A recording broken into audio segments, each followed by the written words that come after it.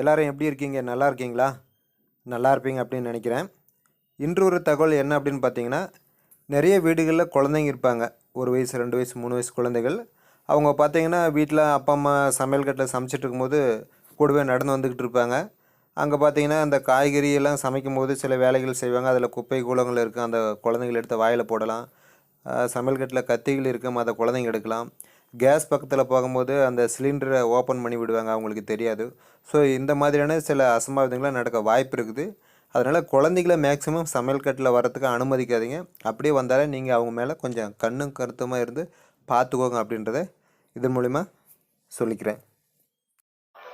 மைவித் rates அப்படின்றது இன்னைக்கு எல்லா மக்களாலையும் பேசப்படக்கூடிய ஒரு விஷயமா இன்னைக்கு நடந்துட்டு இருக்குது.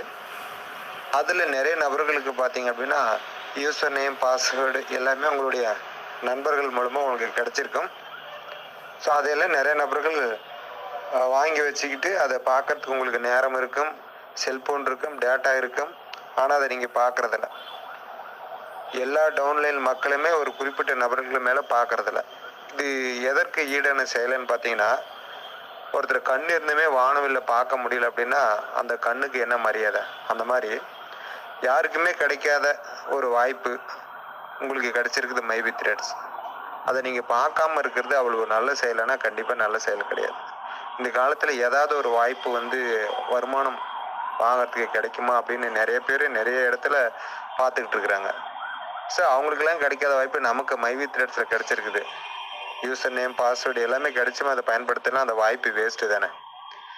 உதாரணத்துக்கு எடுத்துக்கிட்டிங்கன்னா இன்றைக்கி ஒரு 450 ரூபா 500 ரூபா சம்பாதிக்கிறதுக்கு 30 வயசு, 40 வயசு, 50 வயசு பெரியவங்க எல்லாமே கோயம்புத்தூரில் 3 மாடி 4 மாடி செங்கல், சிமெண்ட், ஜல்லி இதெல்லாம் எடுத்துகிட்டு மேலே ஏறி இறங்கிட்டு இருக்கிறாங்க. நான் டெய்லியும் பார்த்துட்டு இருக்கிறேன்.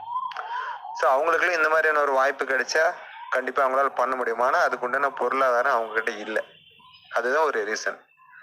அதனால் கிடைக்கிற வாய்ப்பை எல்லாமே நம்ம சரியாக பயன்படுத்திக்கிட்டோம் அப்படின்னா கண்டிப்பாக நம்மளுக்கு ஒரு வெற்றி வாய்ப்பு கிடைக்கும்.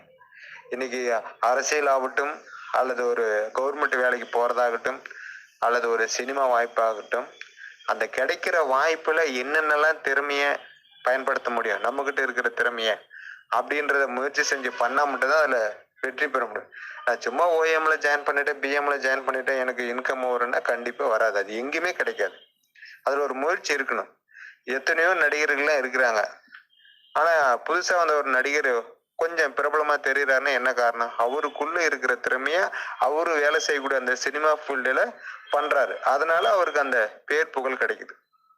அதே போலதான் மைவித் த்ரெட்ஸ்ல ஆயிரக்கணக்கான லட்சக்கணக்கான நபர்கள் ஜாயின் பண்றாங்க. அவங்க எல்லாருமே நம்மளுக்கு இது ஒரு இன்கம் வாய்ப்பு அப்படின்னு நினைச்சு அதை பயன்படுத்தும் போது அதுல கிரவுண்ட் மெம்பரா மாறாங்க, சீலிங் அச்சீவரா மாறாங்க, எல்லாமே பண்றாங்க. பட் அது ஒரு வாய்ப்பை நினைக்காத ஏதோ ஒண்ணு பார்க்கலாம் அப்படின்னு கடமைக்காக செஞ்சவங்க இன்னும் ஓஎம் பிஎம் இருக்காங்க. அதுக்காக ஓஎம் பிஎம் நம்ம குறை சொல்லல. அவங்களே கூட அந்த யூசர் நேம், பாஸ்வேர்டு பார்க்காம இருக்கிறத பார்த்தீங்கன்னா உங்களுக்கு ஒரு இன்கம் கிடைக்கும். நாளடைவில் உங்களுக்கும் மற்றவங்க மாதிரி வருமானம் பெறணும் அப்படின்னு ஒரு நல்ல எண்ணம் வந்தாக்குல உங்களால முடியும் அப்படின்றதுக்காக தான் இந்த வாய்ஸ் மெசேஜ். சரிங்களா? நிறைய நபர்கள் சொல்லலாம், இவங்கெல்லாம் மோட்டிவேஷன் பண்ணி நம்மளை அப்டேட் பண்ண வச்சு இவங்க நம்ம மூலியமா இவங்க நிறைய இன்கம் வாங்க நினைக்கிறாங்க அப்படின்னு சொல்லி அப்படி கிடையவே கிடையாது. உங்களை மோட்டிவேஷன் பண்றவங்க எல்லாமே எனக்கு இப்படி ஒரு வழி கிடைச்சிருக்குது, நீ இதை பயன்படுத்திக்கோ அப்படின்றதுக்காக தான் சொல்றாங்க. மற்றபடி கட்டாயம் அப்படின்றதே கிடையாது. அதனால மைவித் த்ரெட்ஸ் இன்னைக்கு தமிழ்நாட்டுல தெரியாத நபர்களே இல்லைன்னு கூட சொல்லலாம். அந்த அளவுக்கு சோசியல் மீடியாவில் ஆகட்டும், எல்லாரும் cellphone, WhatsApp, Facebook, Instagram, YouTube எல்லா இடத்துலையுமே உங்களுக்கு மைவித் த்ரெட்ஸ் இருக்கு. நீங்க கேட்கலாம், இது எவ்வளவு நாளைக்கு இருக்கும், திடீர்னு கம்பெனி மூடிட்டு போயிட்டாங்கன்னா என்ன பண்றது அப்படின்னு கூட கேட்கலாம். பட் இது மூடுற கம்பெனி அல்ல. நீங்க நம்ம வாழ்நாளில் தேவைப்படாத ஒரு பொருளை விற்கிற கம்பெனியா இருந்தா மூடிடுவாங்க. நம்மளை வேலை செய்ய விடாத, நீ இவ்வளவு பணம் கொடுத்தா 10,000 கொடுத்தா 20,000 கொடுக்குறோம், 1 லட்சம் கொடுத்தா 2 லட்சம் கொடுக்குறோம் அப்படின்னு ஒரு நிறுவனம் சொல்றாங்கன்னா அது ஏமாத்து வேலை. ஏன்னா நம்மளே சோம்பேறிக்கு அவன் பணம் கொடுப்பானா கண்டிப்பா முடியாது. மைவித் த்ரெட்ஸ் நமக்கு ஒரு வேலை கொடுக்குறாங்க. 2 மணி நேரம் நீங்க கிரவுண்ட் மெம்பர் இருந்தா கேப்ஸ் அடிச்சுதான் உங்களுக்கு அமௌண்ட், இல்லைன்னா இல்லை அப்படின் போது கண்டிப்பா நம்ம அந்த ஒர்க்கை செய்வோம். அதே மாதிரி நம்ம அன்றாடம் பயன்படுத்தக்கூடிய ஒரு சோப் ஆகட்டும், ப்ரெஷ் ஆகட்டும், அதுக்கப்புறம் ஏதோ நிறைய வீடு கிளீனிங் பண்றது, இப்படி நிறைய நம்மளுடைய ஆண்களுக்கு தேவையான பொருட்களை, டை, லேடிஸ்க்கு நிறைய ஐட்டம் எல்லாம் விற்கிறாங்க இல்லையா, விற்க போறாங்க இல்லையா. ஸோ அதெல்லாம் நம்ம வாங்கறதுக்கு ஒரு கஸ்டமராக தான் நிறுவனத்தில் ஜாயின் பண்ணியிருக்கிறோம். வெளியில போய் அந்த பொருளை வாங்கினா நம்மளுக்கு எதுவுமே கிடையாது. 10 ரூபா பேஸ்டா 10 ரூபா தான். அதுவே மைவி த்ரெட்ஸ் ஸ்டோர்ல போய் வாங்கினா நம்மளுக்கு ஒரு ரூபா 1.5 ரூபா லாபம் கிடைக்கும். நம்ம கீழே இருக்கிற மக்கள் நிறைய ஜாயின் பண்ணி விட்டுருந்தீங்கன்னா அவங்க மூலியமா நம்மளுக்கு இன்கம் கிடைக்கும். ஆக நம்ம ஒரு பொருளை வாங்குறது மூலியமா நம்மளுக்கு பொருளும் கிடைக்குது, அதுக்குண்டான கமிஷனும் கிடைக்குது. கீழே இருக்கிறவங்க வாங்கினாங்கன்னா அதுல நமக்கு இன்கமும் கிடைக்குது இல்லையா? ஸோ அப்படி இருக்கும்போது இந்த நிறுவனம் ஓடுறதுக்கான வாய்ப்பு இல்லை.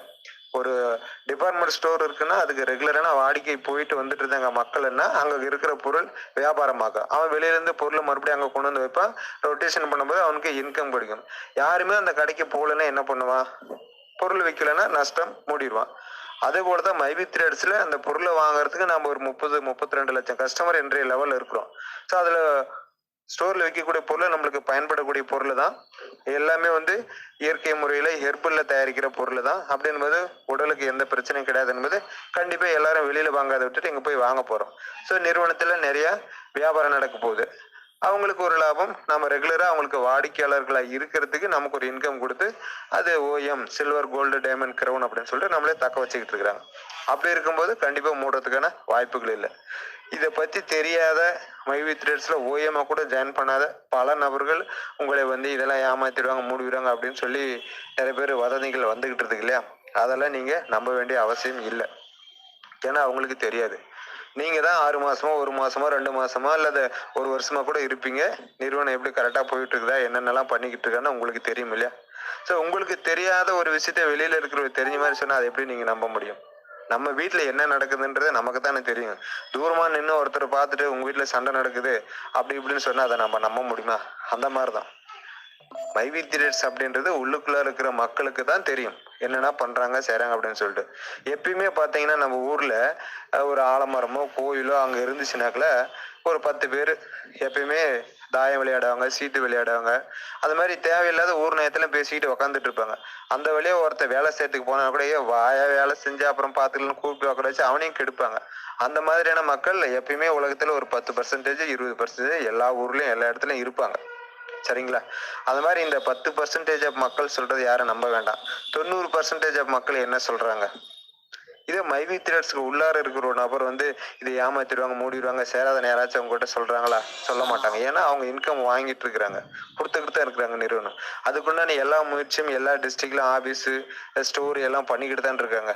ஏதாச்சும் நம்மளுக்கு விளம்பரம் வராம போச்சா, இல்ல காசு கொடுக்காம விட்டுட்டாங்களா, இல்ல டெய்லியும் தகவல் வராம இருக்குதா? டெய்லியும் ஏதாவது ஒரு தகவல் வந்துகிட்டு தான் இருக்குது. அதனால இந்த பார்க்காம இருக்கிற ஓஎம் பிஎம் நபர்கள் பிஎம் வரைக்கும் கூட சில பேர் பிஎம் கூட சில பேர் பாக்குறாங்க. இந்த ஓஎம்ஆ ஜாயின் பண்ணிட்டு ஒரு வாரம் பார்த்துட்டு இந்த அக்கௌண்ட் நம்பர் ஐஎஃப்எஸ்குள்ள தப்பா போட்டாங்கன்னா பார்க்காம விட்டுட்டு போயிடுறாங்க. ஸோ நான் அந்த தப்பை சரி பண்ணிக்கிட்டு பண்ணாங்க அப்படின்னா கண்டிப்பா நம்ம ஜெயிச்சிடலாம். சைக்கிள்ல போறோம் கீழே விழுந்துடுறோம் கத்துக்கும் போது அதுக்குன்னு நம்ம சைக்கிள் வேணான்னு விட்டுட்டோம்னா எப்படி வண்டி ஓட்ட முடியும்? மறுபடியும் எந்திரிச்சு ஓட்டுறோம்ல, காயமே ஆனாலும் எடுத்து தொடச்சிட்டு. அந்த மாதிரி தப்பு செய்யாம பண்ணுங்க. தப்பு பண்ணிட்டீங்களா அதை சரி பண்ணிட்டு பண்ணுங்க. கண்டிப்பா அதுல உங்களுக்கு உண்டான வெற்றி கிடைக்கும். மைவி த்ரெட்ஸ் இது வரைக்கும் எப்படி செயல்பட்டாங்க அப்படின்றது முக்கியம் இல்லை. இதுக்கு மேலதான் இன்னும் நிறைய விஷயங்கள்லாம் கொண்டு வர போறாங்க. நம்மளுக்கு நிறைய இன்கம் எல்லாம் வரப்போகுது. ஒரு கிரவுன் மெம்பர் 1800 ரீச் பண்ணி வாங்குற அமௌண்ட்டை விட அவரு கீழே பெரிய டீம் இருந்தா இந்த பொருட்களை வாங்கும் போது கிடைக்கக்கூடிய கமிஷன் மிக மிக அதிகம். அதனால இதை விளம்பரம் பார்த்தா மட்டும் நம்மளுக்கு வருமானம் வந்துடாது. விளம்பரத்து மூலியமா நிறுவனத்துக்கும் நிறைய வருமானம் வந்துடாது. அது மூலியமா நம்மளுக்கு லைஃப் டைமும் அவங்களால கொடுத்துட முடியாது. பொருட்களை அவங்கள சொந்தமா தயாரிச்சு வைக்கும் போது அவங்களுக்கு நிறைய லாபம் கிடைக்கும். அதுல ஒரு பகுதியை தான் நம்மளுக்கு கஸ்டமர் ஆகி நமக்கு கொடுத்துக்கிட்டு இருக்கிறாங்க. சரியா? அதனால மைவி த்ரெட்ஸ்ல நம்பிக்கை வைங்க. பார்க்காம இருக்கிற எல்லா டீம் மெம்பர்ஸும் உங்களுடைய ஐடியா ஓபன் பண்ணி பாருங்க. உங்களுக்கு யூசர் நேம் பாஸ்வேர்டு தெரியலையா? ஃபர்கெட் பாஸ்வேர்டு அப்படின்னு ஒரு ஆப்ஷன் இருக்குது. அதை கொடுங்க. உங்களுக்கு யூசர் நேம் பாஸ்வேர்டு ஆட்டோமேட்டிக்காக உங்களுக்கு ஷோ ஆகும். அதை நீங்கள் பயன்படுத்திக்கலாம். இல்லைன்னா உங்களுடைய அப்ளைனை கேளுங்க. இல்லைன்னா நமது யூடியூப் சேனலில் எப்படி ஃபர்கெட் பாஸ்வேர்டு கொடுக்கணும் அப்படின்ற ஒரு வீடியோ இருக்குது. அதை பார்த்தீங்கன்னா உங்களுக்கு தெரிஞ்சுக்கலாம். அதையும் தாண்டி எனக்கு யாருமே கைட் பண்ணல சார், எனக்கு தெரியல சார்லாம் நீங்கள் வாட்ஸ்அப் பண்ணுங்க, கால் பண்ணுங்க. உங்களுக்கு போடப்பட்ட யூசர் நேமை கண்டிப்பாக எடுத்துடலாம். உங்களுடைய mobile number register mobile number மட்டும் இருந்தால் போதும். உங்களுக்கு உண்டான ஒரு பாஸ்வேர்டு கண்டிப்பாக யூசர் நேமே எடுத்துடலாம். மைவி த்ரெட்ஸ் இன்டர்நெட்ல ஒரு பொன் முட்டை போடக்கூடிய வாத்து அது அங்கங்கே ஓடிக்கிட்டு இருக்குது. அதை நம்ம எப்படி அந்த வாய்ப்பை பிடிக்கிறோமோ அதுக்கு பிறகு நம்மளுக்கு வெற்றி கிடைக்கும். உங்களுக்கு அந்த வாய்ப்பு கிடைச்சிருக்குது நண்பர்களே. யாரும் இந்த வாய்ப்பை மிஸ் பண்ணிடாதீங்க.